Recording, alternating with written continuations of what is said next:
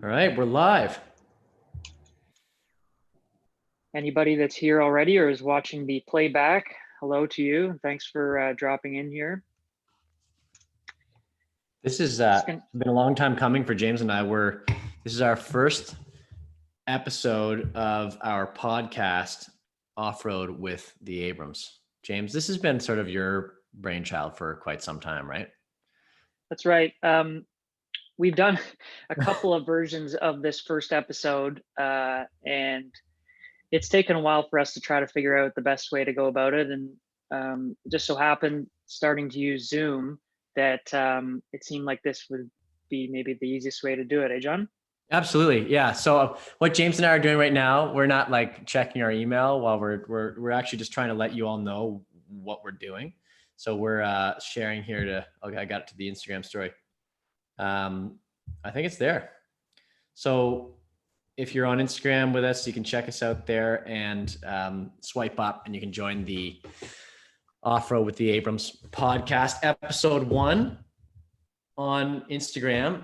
And you just click the link and jump over to our YouTube channel and watch it live. And as we get better at this, which we are brand new, and James and I are just sort of figuring out. I think everybody's figuring out Zoom right now, though. Like this is all brand new stuff. I mean, Zoom was kind of popular before this, but it's completely taken over people's lives in a way, because this is all we've got during COVID. Absolutely. I'm hoping that the link that we sent out is right. I'm hoping that people. It seemed to work on my phone, but I'm hoping that that it's not like we've given access to all of our accounts and we've now lost all of our personal information. That's right. But we'll see.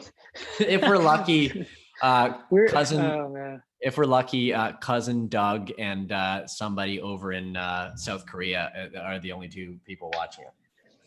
That's right. Well, hopefully, the idea of this, we've talked about doing a podcast, but I think it evolved initially from wanting to try to do something that was live, because we are very much people that love to interact with an audience, and that's why we love playing live music. Obviously, unfortunately, right now we're not able to do that, and we're thinking of everyone out there and hoping that you're doing okay. But we wanted a way that we could interact if we were going to do some sort of podcast. So I've decided that we would call this a live cast, or John and I have decided, and that it's kind of a blend of each, and you guys can interact with us and kind of detail where this thing's going to go. We already have a couple of chats from one individual here. He met us, I believe he or she met us at the CNE 2 years ago. Love our songs. So I'm glad that the first chat here is positive. Who is it? Give a shout out.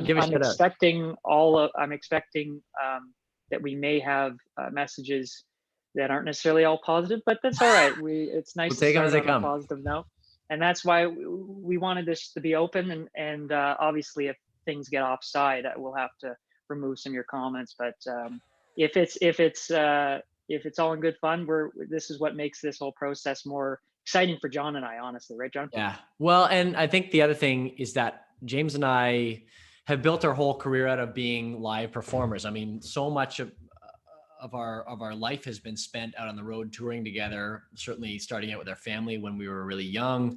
And, long before we were even making records, it was, and I should say we were recording in some form way back, but like when we were really little kids, but, long before we were starting to put things out of the radio and do that sort of thing, we were out just touring and playing shows together.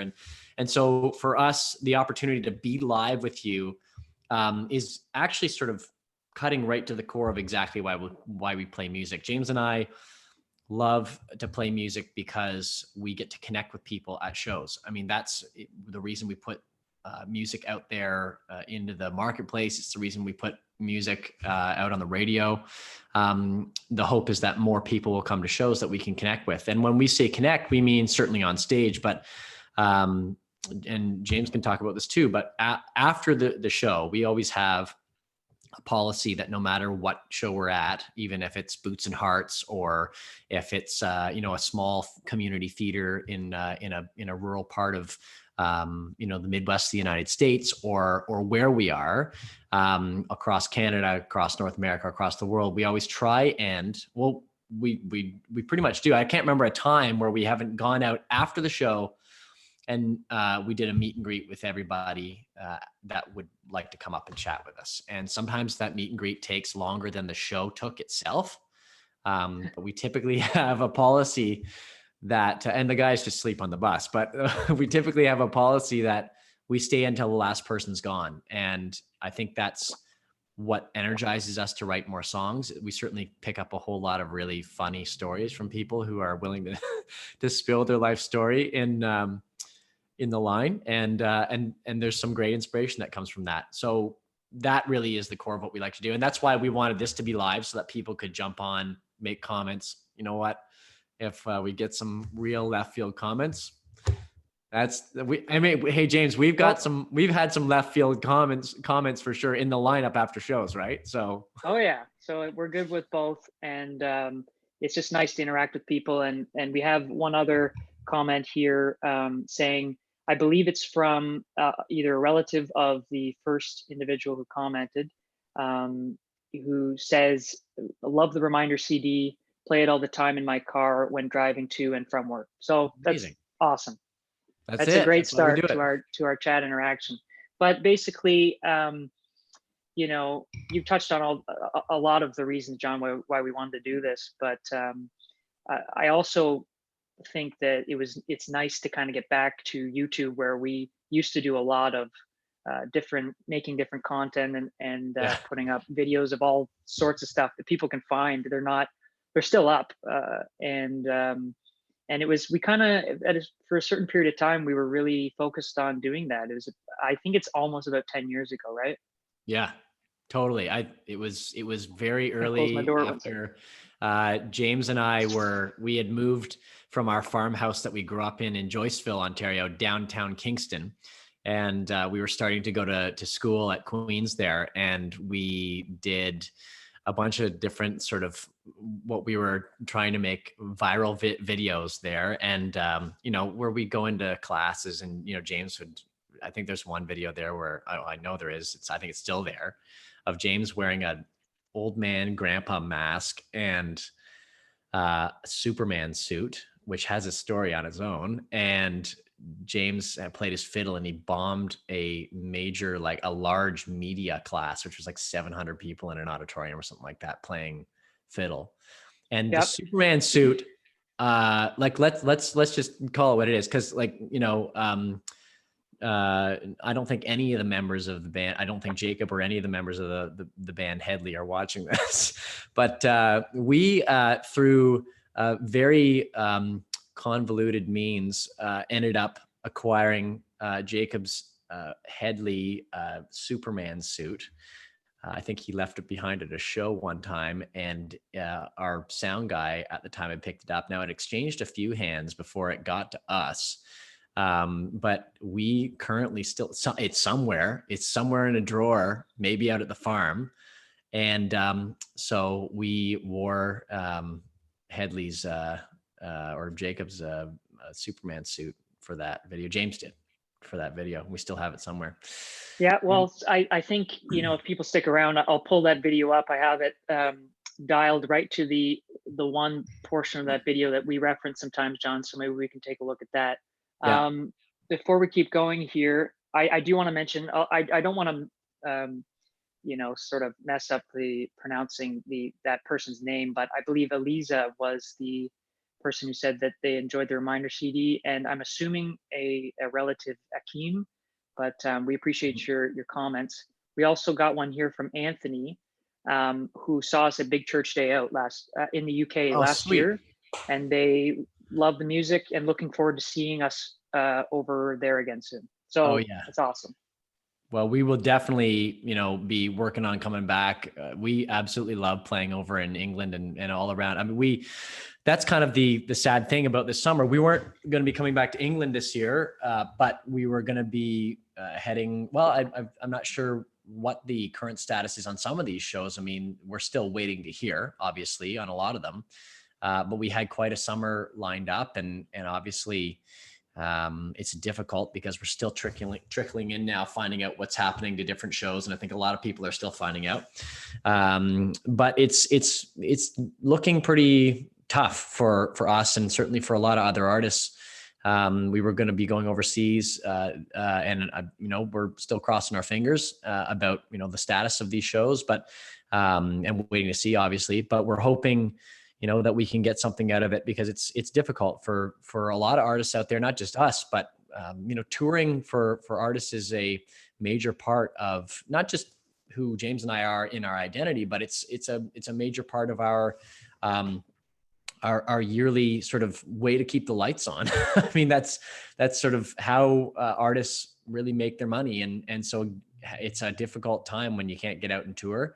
Obviously we know why, and the reasons for that are good. But it's a weird time for sure. James, hey, would you agree? Yeah, I mean, as you're saying, I'm really looking forward to eventually being able to get back and see some folks out and playing live shows, and as we said right off the start of this, that's really what we do, you and I, and that's, we obviously love to record and to write music, but getting out and connecting with people is the thing that really gets us up in the morning. And I'll tell you that doing this, I can't believe it's taken us this long, but I just feel like this is going to be a great opportunity to connect with people in that way even more. And so again, we got a couple more comments back from Hakeem and ELISA. I'm very sorry if I'm pronouncing those improperly again. Hakeem, 8 years old, and for Halloween, they dressed up as us. I've been a fan for 3 years. Wow. So like we wouldn't have known. I'm curious to know. Photos on Instagram, John, do you remember that? We might have seen those. If not, you got to send those again, because I'm curious to know which. You know what? I do remember. I believe I remember these folks because ELISA, Hakeem is I'm assuming it's her, and that Hakeem is her son. But anyways, from the CNE. Do you remember, John? I think I remember. Oh yeah, I totally remember you guys. That's awesome. I remember meeting you guys after the show. Or he's 9 years old now. But, oh my gosh, he's a fan of our music since he was 5. He dresses up. Yeah, he was like for Halloween. Right up front row, right. And I remember, kind of giving him a nod and a smile from stage. He was right at the front, and that's awesome. I love when people come back and check in again. That's so cool. Good to hear from you guys. Well, maybe I can pull up this video and show. This was John. I looked, and it's about 10 years ago, 9 years. No way. Right now. Okay, we got to pull it up. This is some nostalgia here. Make sure that I pull this up properly. Now, for the younger viewers out there, like Hakeem, if I'm saying that properly, I hope that I wouldn't necessarily follow our lead on doing something like this, but it was all in good fun. We kind of interrupted a lecture at a university to do sort of a spontaneous kind of marketing thing. Hey, John, how would you describe it? Well, I mean, this is late teens, James, early 20s, John, in full form. And also the plus side of this was the classroom that we is this the one where you're in the suit, or the different one? Okay. Yep. So the classroom that we bombed, with James doing his thing in this, I already talked about it, but it was actually a media class, and so they were talking that week about viral video media, and so it was actually, I think the prof afterwards was like, well, that was perfect timing. But okay, enough of me. Let's all right. Hopefully the audio and everything works, but you let me know, John, if you can hear it as well. Yeah. Okay. Oh my gosh. Well, you're so interested in film, right? So you made all these edits and made the eerie music, and that's right. So this is a real lecture.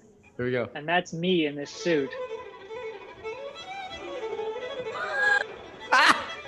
That's awesome.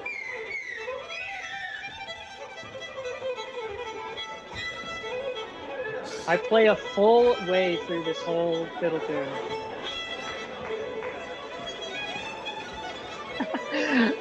break some bow hair.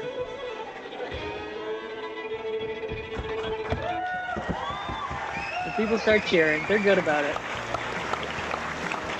Good. It's funny, right? That's awesome. So even then, we were trying to get some subscriptions and whatever on you. We were trying back then, So we were trying. Okay, so we're back on YouTube. We're doing this, and I think, we were talking about the fact that we wanted to start this podcast, earlier on, and we've kind of been working at getting going on it since the beginning of the year, end of last year, I guess, even. And we were still playing around with what format we wanted to go with, how we wanted this to sort of go down. And I think the silver lining, one of the silver linings for us about this whole COVID thing was that it really forced us to sit down and do it and make it happen. And of course the live factor was what really spurred on this, chatting with people from our living rooms. I mean, it's what everybody's doing right now. So Sadie writes in the chat, OMG, this video is amazing. So we're glad that somebody appreciated it. Sweet. Again, I hope that our 9-year-old fan who's in here, or 8 or 9-year-old fan, doesn't necessarily take any notes from that and start, interrupting classrooms. But right. It was all in good fun, and it actually, as you said, it tied into the marketing course that was going on there. So yeah, well, I don't feel too bad about it in the long run. They got a good show out of it. James ripping on the fiddle, in my opinion, anyway. And James being humble there, shaking his head. But now I want to comment right now, James, on the fact that you and I both have matching plants. Okay, this is and we have been longtime fans of the Between Two Ferns with Zach Galifianakis show, and this was completely unplanned. But I have this snake plant, and Alex and I, we is just a gesture to James and and to Kyla as well. We have given them a snake plant here, and it's looking lovely, James. It's absolutely lovely the way you got it tucked in the corner there, and I like it because you're kind of between two snake plants. Well, to be honest, I only have it because you gave it to me, but yeah, like, I think it's like great. You wouldn't go and get a snake plant otherwise. It's not your jam? I don't know. No. I've been looking for to get some plants for the house. We've talked. Well, no, we haven't talked about it. We tried to do this podcast 3 times, and we chatted about it in one of those podcasts. But you and I moved out of. Right. We've lived together our entire lives up until about the past year, and so we both moved into our own places, and we've been trying to furnish them. And I've been trying to get some plants, but you helped me actually get on the right path. I got these very small little like succulent plants that I have, but that's about it. So you've helped me out. It's nice, James, because otherwise like you're kind of in a dungeon there a little bit. Like, you've lit it nicely and you got your guitar back there, but you put some greenery in there. It makes a big difference. Well, this isn't the way, in all fairness, this isn't the way that the house looks, but but I had to pick the room that was the most dungeony to work out of, and that's for my office. So I'm trying to keep it in the office. You even have a window? Do you have a window in your dungeon? I do. I had to turn all my stuff away from it so that people could see me. But nobody can see the mess that's actually like lingering all the way around. This is kind of my office, the temporary office. Alex and I live out in Harrowsmith now. We moved from Kingston, just north of the city, and we're right in the village. It's a wonderful little village here. We love it. And it's nice because James and I have ties to Harrowsmith and Sydenham, the area. So does Alex. She grew up in Sydenham, but James and I spent our summers out here with our grandparents. We would go to swimming lessons at the Point, which is just this basically little beach on Sydenham Lake, north of Kingston, Ontario. And we'd be up at 6 a.m. doing our swimming lessons. And every year, the older you got in swimming lessons, the colder the water was, and the colder it was outside the water because you were earlier and earlier in the morning, like going for swimming lessons. So all those kids out there who did swimming lessons in a pool who didn't like it, well, I mean, I don't feel that bad because it was freezing cold in this lake. And But we'd go between swimming lessons and our grandparents' place. And this was all in this little region here. We'd be driving around these roads, and James and I would listen to a lot of brother country acts and bluegrass acts from like yesteryear. Like we used to listen to the Jim and Jesse records. We'd listen to the Louvin brothers, and we'd learn how to sing harmony together to some really cool old time songs, just sitting in the back seat of their station wagon. And it was all on these roads. So it's actually pretty special that Alex and I, we bought this place and moved in last July. And I'm kind of just always reminded of those times when we kind of go out for walks with the dogs and walk on the trails back here. It's pretty cool.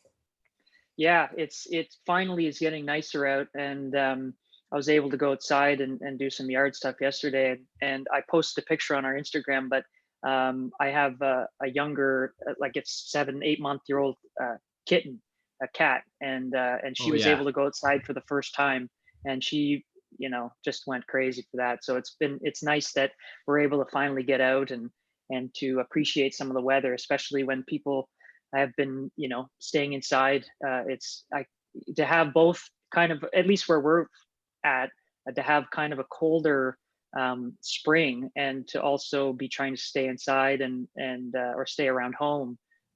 It definitely is a double kind of situation. Kind of makes it hard, John. Yeah, absolutely. Okay, so your cat is Lily, right, James? Yeah, Lily is her name, and it was her first day outside yesterday. Yeah, so she went outside and was scared at first, but then sort of started to really enjoy it. And I posted a picture on our Instagram that you guys can check out if you haven't already. And it's just of her and her brother having a nap after they were outside, which is great. I just want to mention a couple of comments before we move on here, John. Elisa wrote again that we sang Champion right for her son at the CNE because he had missed it the first time you did it. So remember that we decided to put it in our second set. Yeah, that's right. Like, play that same song again, that old thing. Totally remember that. And, yeah. That moment made his summer vacation amazing. He still tells everyone about it years later. That's really cool. That's what this is all and about. Then Andy, I want to make sure to get to Andy's comment here.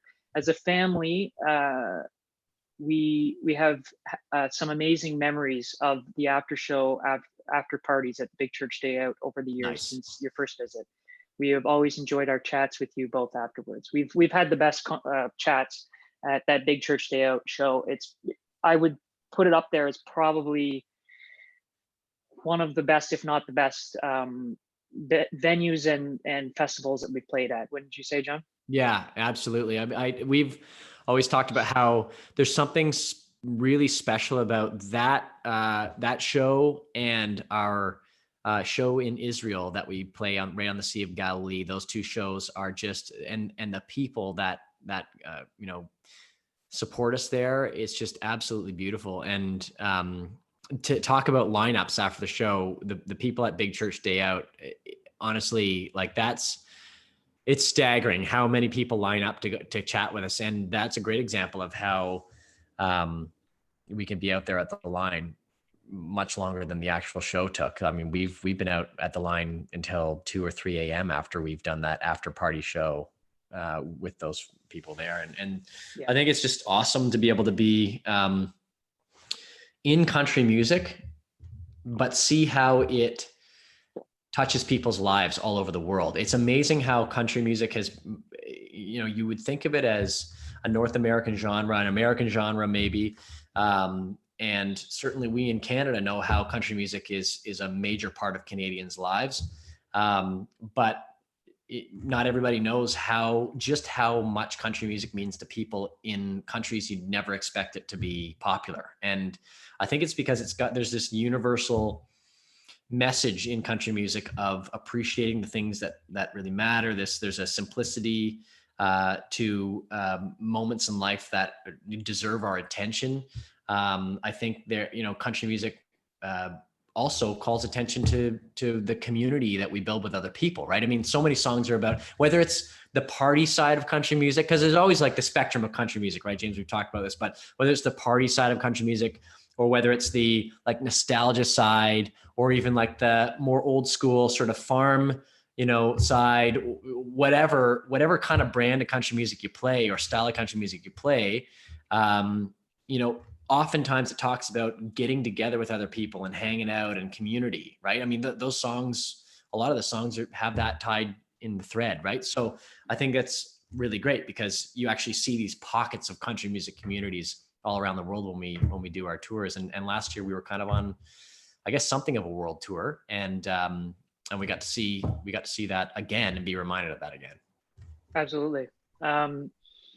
I just want to read the second comment from Andy. My eldest son was inspired to learn the banjo because of you and regularly plays and sings your songs on his guitar when he is performing. So that's great. Thank you, Andy. Appreciate that. Now, James, you always talk about how you don't feel like you're a banjo player, but I disagree. Like, tell me about your feelings about banjo playing. My feelings about my banjo playing? Yeah. What are your feelings about your banjo playing? Well, I kind of think about the way that I play banjo as like someone who does rhythm guitar. That's kind of how I envision it. I mean, I can play solos and stuff, but I'm more of like a rhythm banjo player, if there exists one. You do play solos though. You play like a solo at the end of Champion. You do we do a solo back and forth on Fine on stage now. We added that to the show. Yeah. And you do a great job. I like your solo on Fine, by the way. I think it's pretty great. Thank you. Appreciate James that.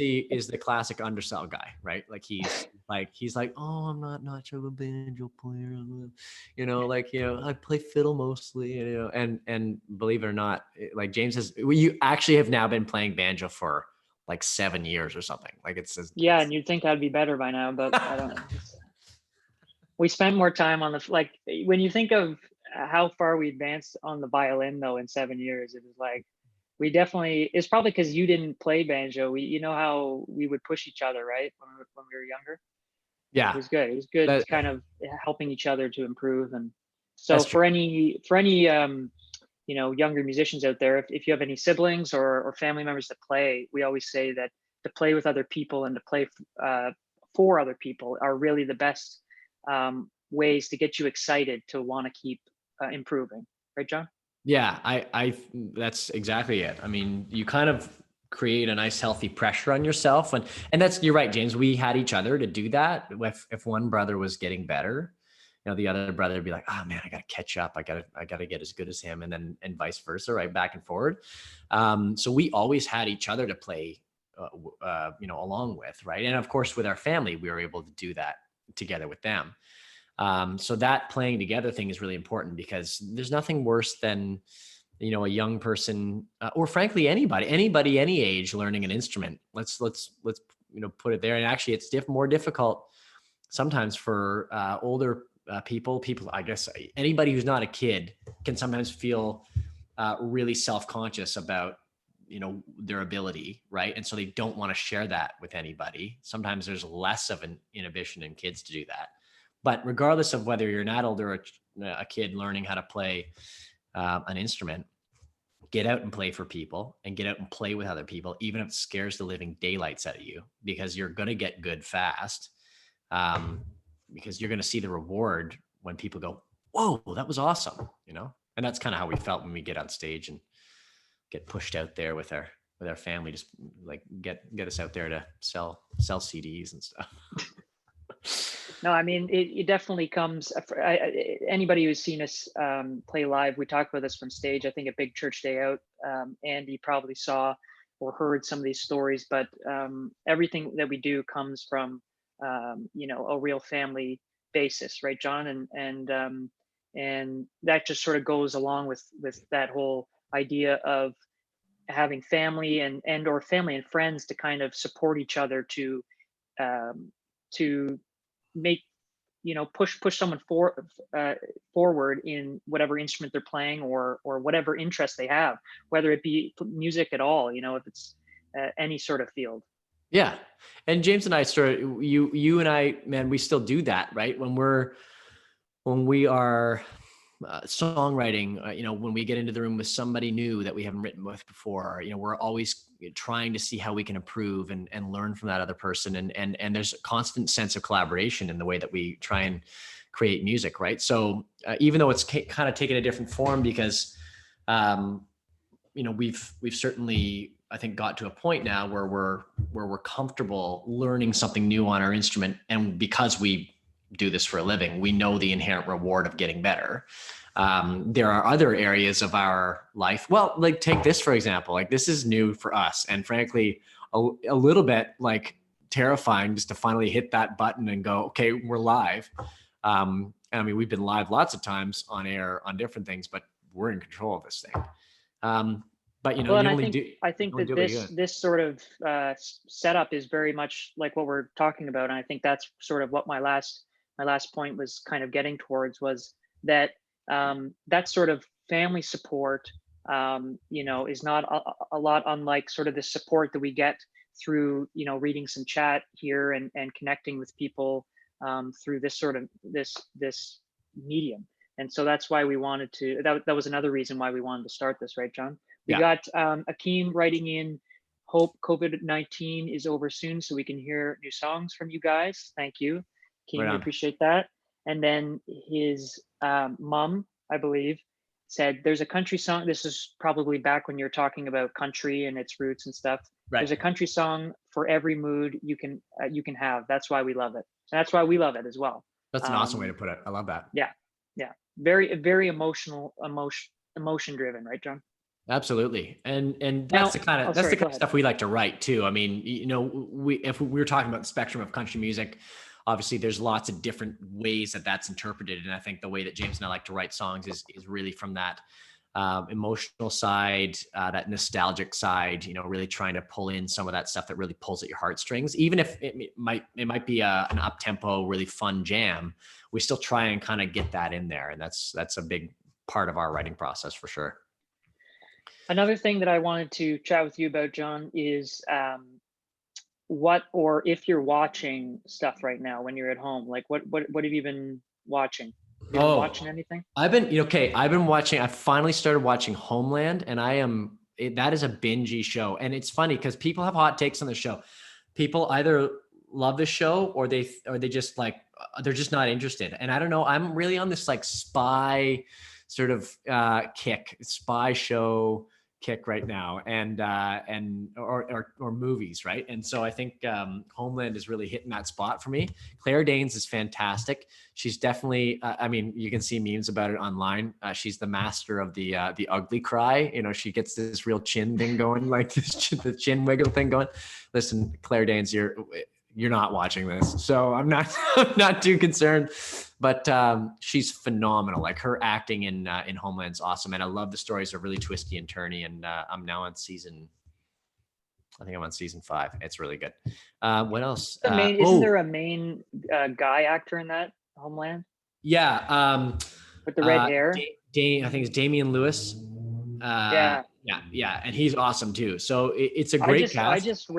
I just read now he's out of the running for it, but I didn't realize he was in the running for quite a while for to take over as James Bond.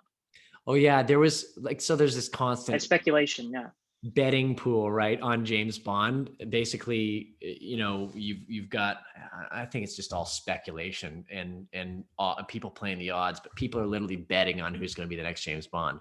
I'm just waiting for Daniel Craig to put out this final movie because we were about 2 weeks away from it when all this broke out and they had to delay the film. I'm so excited for it. But so yeah, Homeland's kind of doing it for me until I watch the final James, because as you know, James, and I know you are, we're both huge Daniel Craig, James Bond fans. Number one James Bond for me.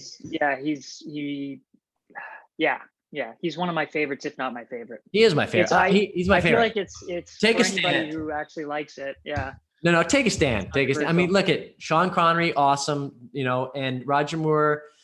He was never my favorite. He's got his moments. Sometimes it gets a little campy, but I got to say, Daniel Craig is just, he's Bond for me. I don't know what it is. It's just, he nails it.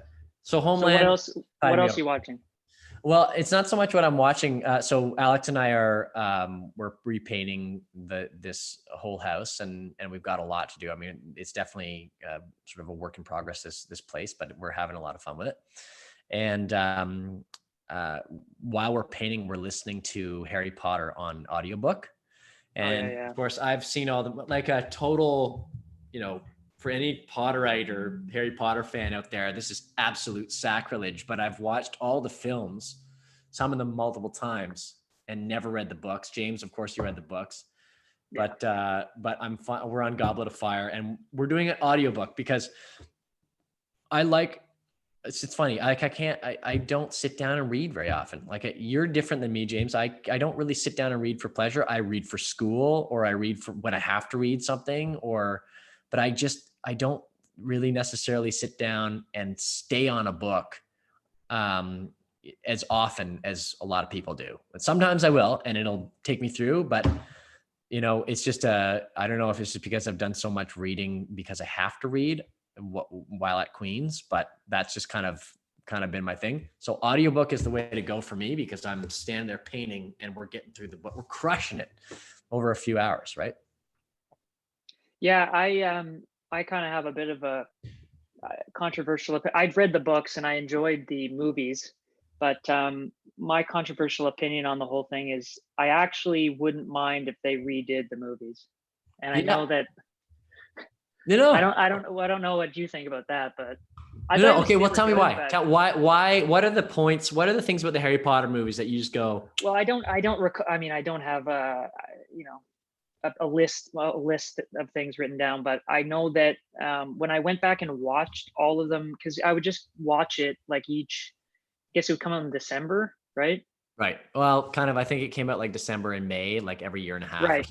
So it was all spread out. But then when I went back and actually watched all of them back to back, and the way they took out some of the stuff from the books, I just felt like some stuff I just missed a little bit. Yeah. So, well, I'm discovering that, and being a film guy myself, and having done sort of film as my study for years, I get why certain things were taken out, and I respect it for the economy of being able to tell the story in a visual way. But there are certain things that I don't understand. Like, for example, for any Harry Potter fans out there, Peeves, this poltergeist, is like a big part of the story all the time, just completely causing trouble in the hallway. Right. There's an example. He's an example of one of the things. Yeah. I didn't realize I was going to have to, have my points all written up for this. I couldn't remember. No, but like, why couldn't you just have Peeves floating down the hall? Like, floating down the hall for one like scene or whatever, or maybe just snickering or doing something. Oh, that's old Peeves there, just like for 5 seconds. Yeah. Why couldn't you have that?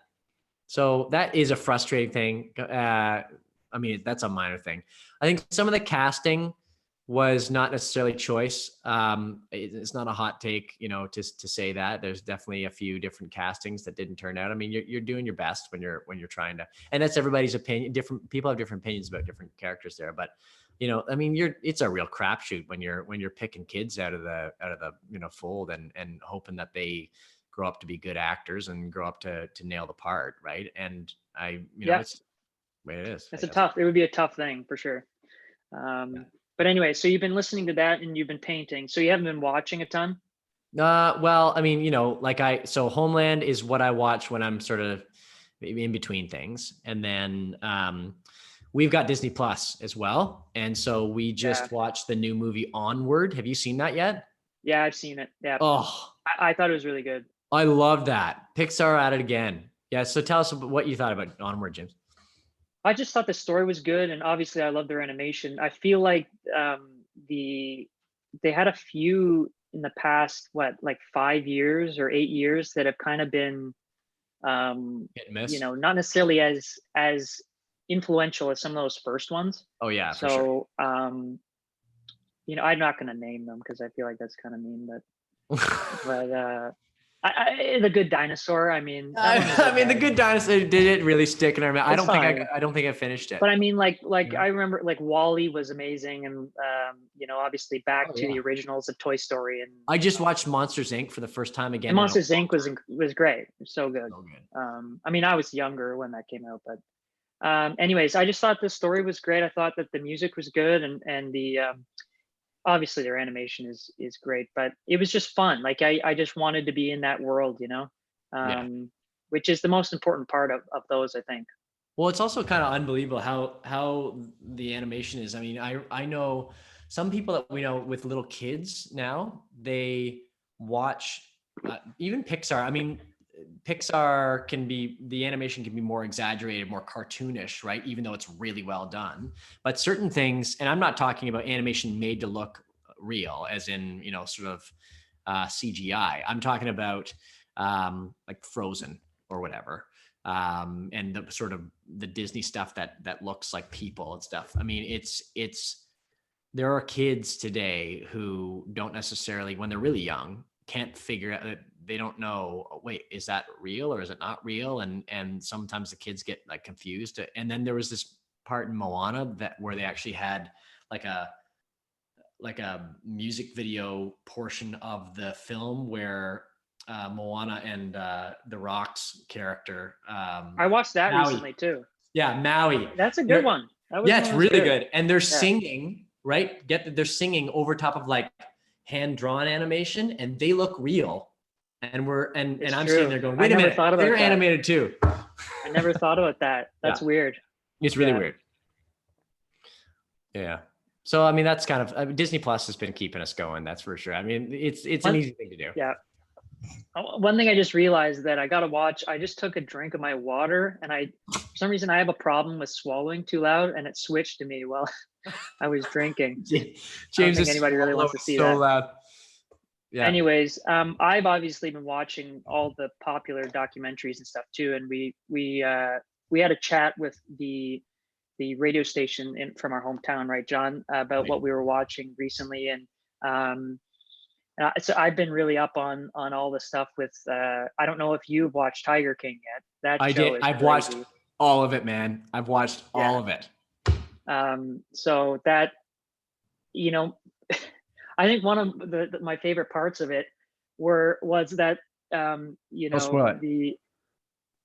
I'll say this isn't really a spoiler, but the main guy there on the Tiger King himself, Joe Exotic. Joe Exotic, yeah.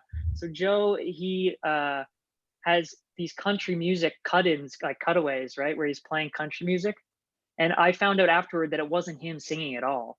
So it was just like.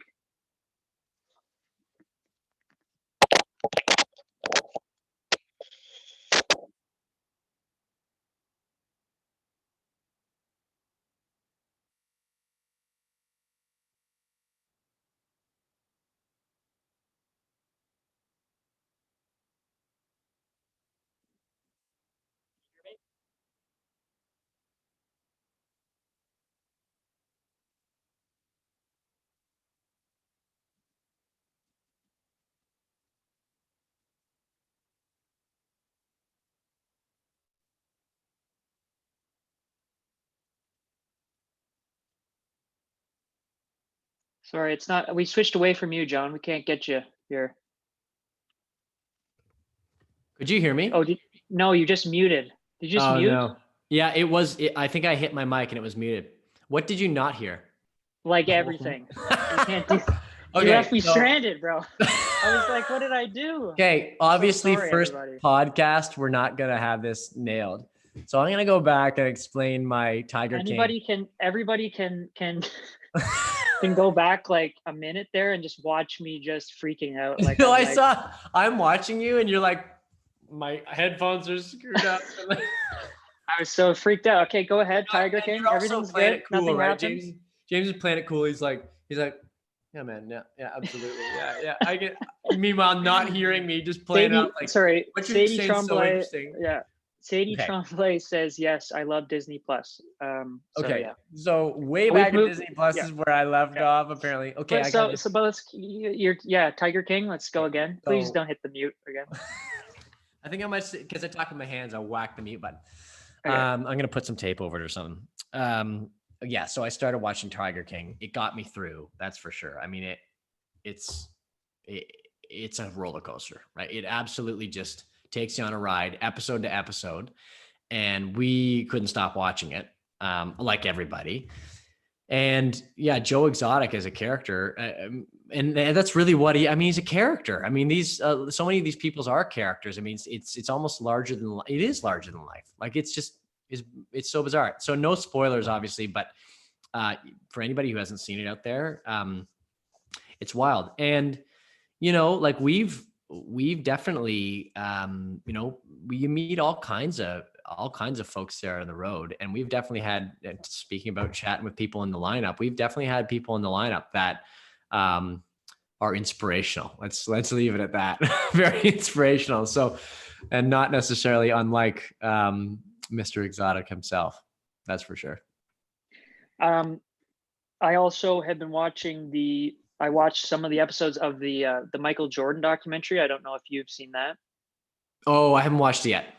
You should check that out. It's pretty neat how they actually have some exclusive footage of the last year that sort of dynasty team was together, and so that one has been pretty great. And then awesome. I've been watching.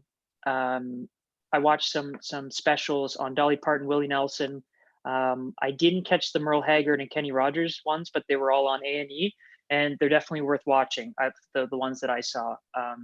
Obviously, the Dolly Parton one was more of like a documentary, and Willie Nelson's was or not obviously, but Willie Nelson's was more of a performance kind of cover, a bunch of different artists. Dolly Parton's one was really cool with just, I mean, I was familiar with her story, but she just really was someone who overcame so much to become who she was. She was, and such an entertainer, eh? Yeah, absolutely. And I haven't watched her TV show, but apparently it's awesome. Oh, really? Alex has been watching it. Yeah, have you watched it? No.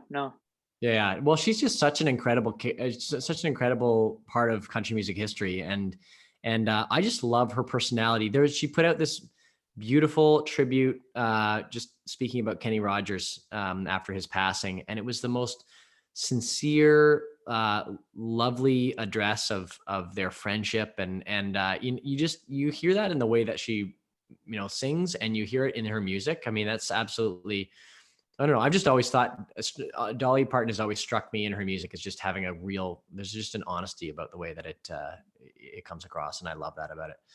But yeah, I'll have to watch the show, and I'll have to watch some of those docs, James. That sounds pretty cool. Now, what have you been doing during this whole deal outside? Have you been doing any like gardening or any like cleanup around your place, or like?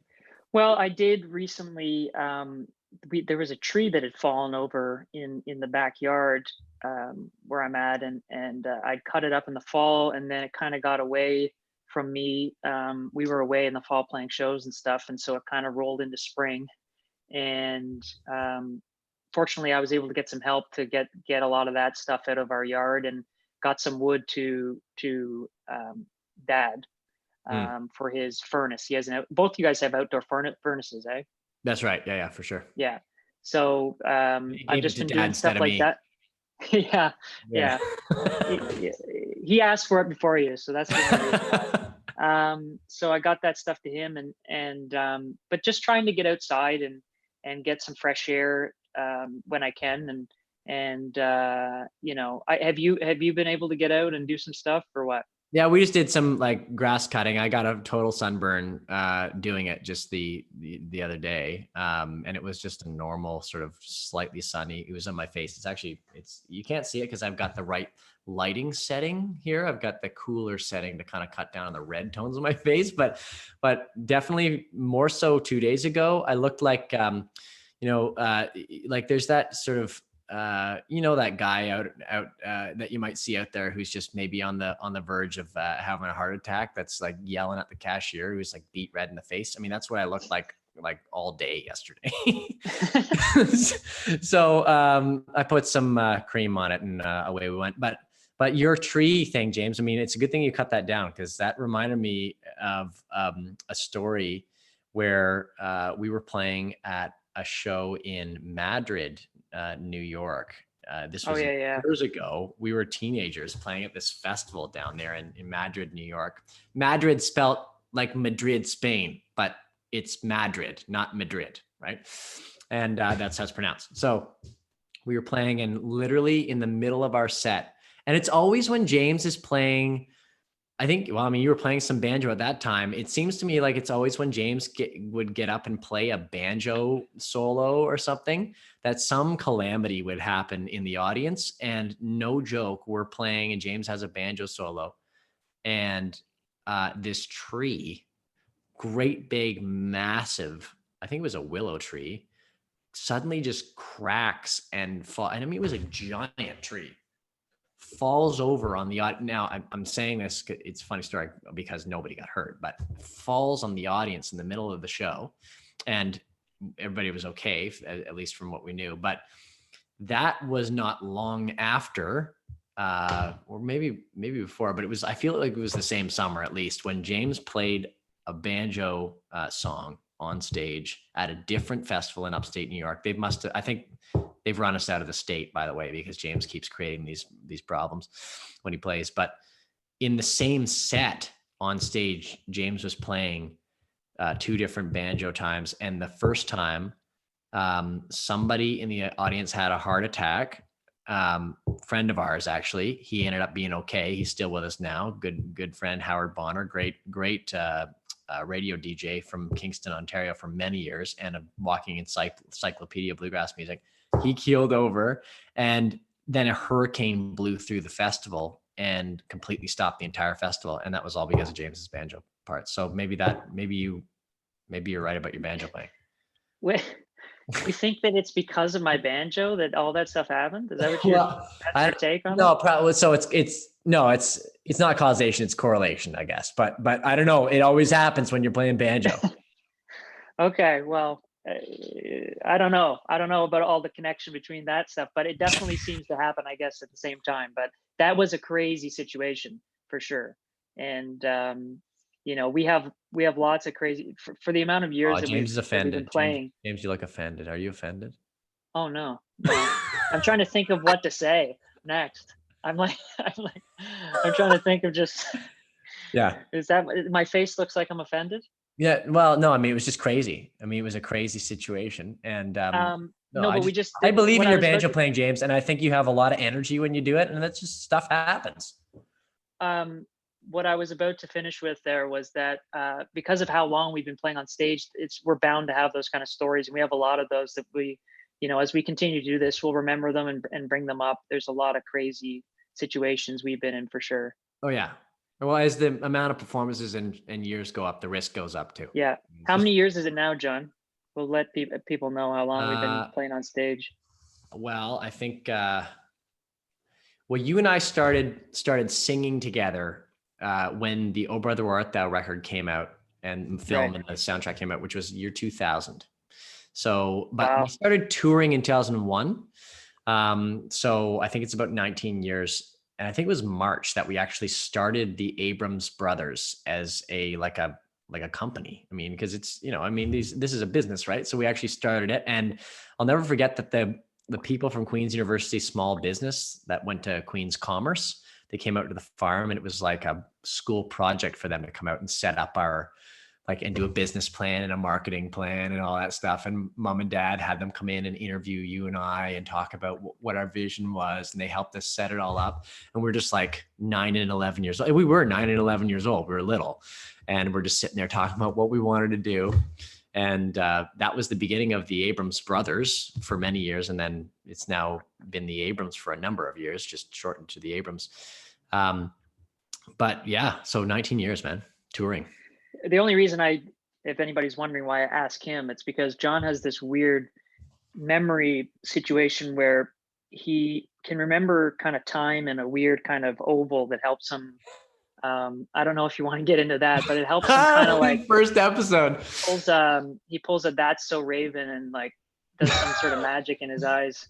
Oh my gosh. He thinks about time in a weird way. I don't know what he does. High school millennial reference I've heard. That's So Raven reference. Yeah, I don't know if anybody knows what That's So Raven show was, but anyways, so he thinks about time like that, and then he goes back somehow. I don't know, you can describe it, but he remembers all the dates and stuff a lot better than me. So I just ask him. Well, I don't even try. Without going too far down that rabbit hole. And actually it's a good question for everybody. Tell people what they can Wikipedia whatever it is, the way that you think about time. There's a thing. It's called spatial synesthesia. Let's pull it up right here. I'll pull it up. And so yeah, let's do it. So basically my whole thing is that when I sort of think about time, and I guess that's the thing I'll ask anybody out there. So imagine if you close your eyes and think about, if I said, think about, what are you doing in September, right? And you think about how you visualize in that spontaneous moment, how do you visualize September, or how do you visualize time? Or when you think back, do you think about, like, do you see a calendar in front of you? Is it linear?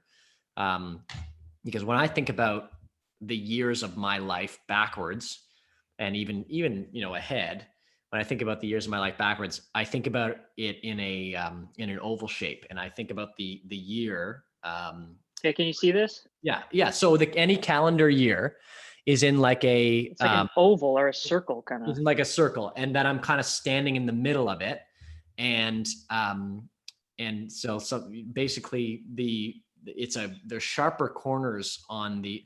This is such a weird train of thought to go down, but when I actually draw, maybe I can actually draw it for people. I don't have a pen here because this is but it's not a perfect oval. It's the edges, the corners are sharper around September and coming into July from June, and then around Christmas, because those were 3 points in our life when we were little kids there was a big change. Christmas was obviously the Christmas holiday. It was a big difference between, the first of the year and the end of the year in school when we were little kids. And then coming into the summer was a completely different way of life for us than going to classes and stuff through winter when we were really young.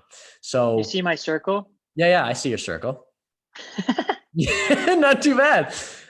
So I'm just circling what we're looking at. Yeah, exactly. So without going down that too far, when I think back, I think about it in a circle, and I can then go into the month and then pretty much pick out the month and the year of when something happened, right back to me being just a couple years old, really. And so that's how I'm able to remember a lot of that stuff for James and I, and like the things that happened, because it's a bit of a mind palace for anybody who watches Sherlock. I have a little bit of that going on. So it's helpful for nothing else other than anecdotal stories and being boring. That's pretty much it, because I'm the classic guy who will tell a story and say, well, that was back in March of 2002 that we, and it doesn't really matter because nobody cares. So anyways, I just wanted to, tell people why I ask you about that kind of stuff. I don't even try anymore. Yeah. Anyways, we got a couple more minutes here because we want to try to at least keep this to about an hour each time we do it. And we can sort of wrap this up. But I do want to say one last thing that I have been doing. I know that you are also very much into this because we have a little bit more time at home. I've been trying to cook a little more. And I remember you talking about the Gordon Ramsay videos on YouTube. I believe that you watch his stuff. And totally. I fall in love with he does such a great job. He does such a great job at putting a content up on YouTube, bunch of videos and stuff. Can you see me on the screen, John? I can see you. Yeah. Okay, everything's good. Were you just checking your mute button? I was just checking to make sure I didn't hit that mute button again, because like sometimes it lags coming over to me when I talk, but I'll make sure I'm not. Okay. So anyways, he does cooking things in 10 minutes, and I've just been watching, and obviously he does a bunch of other videos, but I initially watched him on that Kitchen Nightmare show, and that's probably arguably one of my favorite shows. Oh, so good. Everyone is so satisfying, where he turns around restaurants and stuff. If anybody, you got and it's also family friendly, so people can watch that stuff, and it's relative to some of his other stuff, but he's really great in those shows, turning around small businesses and stuff. And so we don't have to pull up any of those videos right now, but basically, well, you do love those, right, John? Sorry, I'll let you respond. Yeah. Well, no, I do. Because you're into cooking, huh?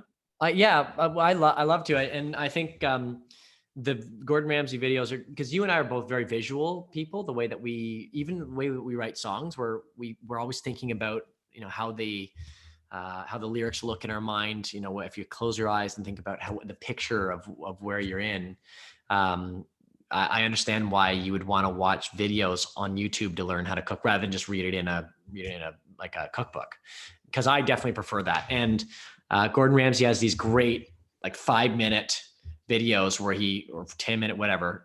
They're pretty short. That shows you how to make an awesome dish. And if you just watch that and follow it and just make sure it tastes good, you're in pretty good shape. So I certainly love them. The thing about Kitchen Nightmares, though, as awesome as that show is, it's not that inspiring for cooking, because you see a lot of really rough stuff on there. That's true. That's true. Yeah. So how are you liking that? Yeah, no, I haven't been watching the Kitchen Nightmares as much anymore. I'm just watching kind of his YouTube videos, and because we have a little more time, I've been trying to make different stuff, and so that's been fun, you know, kind of trying to do some of that stuff when I have a little time to do that. So being at home. So but in general, I think this is a good start to you know, what we're trying to do here.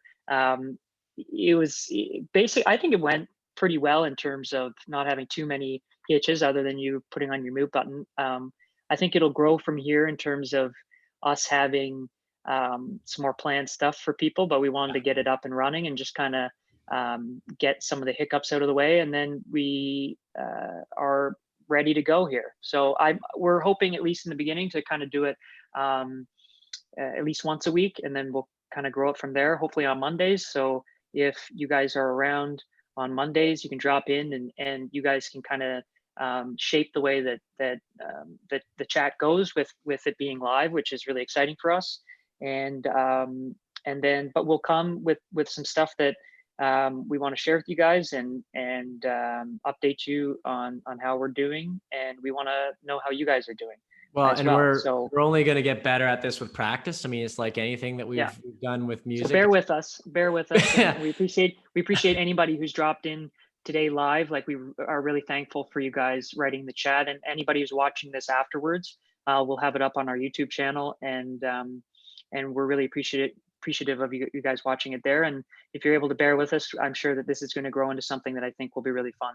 Yeah. And you know, just getting to connect with all of you out there and spend a little time even away from you. It really keeps James and I going. It keeps us motivated to, you know, make more music for you, because it really is for you. I mean, we love writing songs, but at the end of the day, we're writing songs for the people that love to hear them and love to listen to them. And that's a huge thing for us. So keep inspiring us every day. I know you're going to be, just by being around. So thank you for that. So anyways, thank you guys. And we appreciate, again, you dropping in. Thanks, John, for taking some time. And it's nice to, you know, sort of chat with you. I know that we aren't able to see each other as much right now, so it's good to catch up with you. And, you know, I'm excited about where this could go. Right on, buddy. Love you, man. Good to see you. All right. Take care. Love all you. Thanks so much. Yeah. Thanks, guys.